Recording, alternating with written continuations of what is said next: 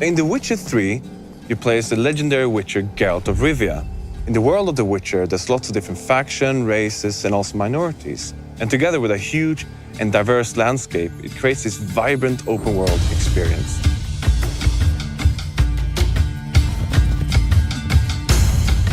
Witchers are outcasts. They're mutants, itinerant monster hunters who roam the world, hunting down and killing monsters, often for meager pay. Children destined to be witchers are taken from their parents and enter witcher schools. And the training there is grueling. And it ends with a series of mutations that impart the special abilities, the accelerated reflexes that render witchers uniquely suited to hunting down and killing monsters.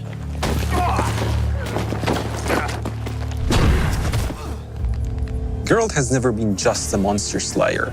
Kings and sorceresses have noticed his talents and tried to use him to their own ends. But Geralt is now tired of politics, and he has his own goal, his own agenda, that takes him to travel to the furthest corners of this vast world.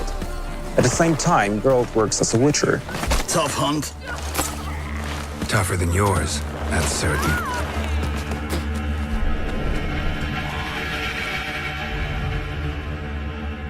Monsters within the world are blend from legends: Norse, Western, Slavic.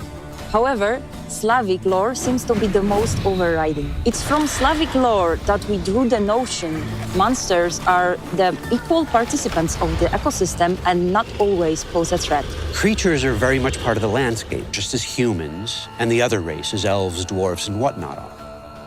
And that means that in The Witcher 3, adventure is always around the corner.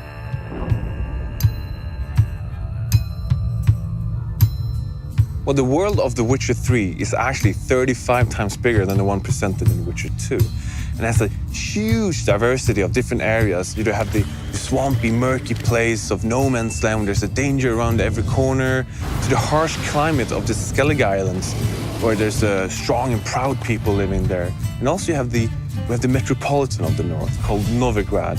And it's a huge city, it's beautiful. It's like medieval Amsterdam, but it's also a different kind of danger lurking there, a much more cloak and dagger. What distinguishes the world of The Witcher is that it takes things fantastic and it grounds them, renders them believable, places them in mature contexts.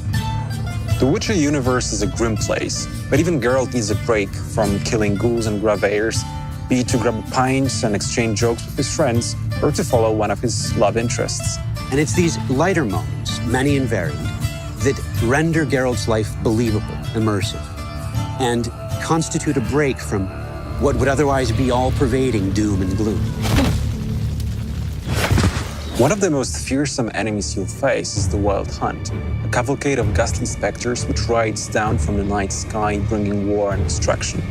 Based on European legends and folklore, the Wild Hunt is also an inherent part of the Witcher universe, so it's not just a random boss we pull out of a hat and place at the end of the corridor. In The Witcher 3, the Wild Hunt will take center stage and come right at you. It's as much the stuff of fairy tales that children tell each other as it is a force that comes in the night, in the deep of winter, to annihilate an entire village.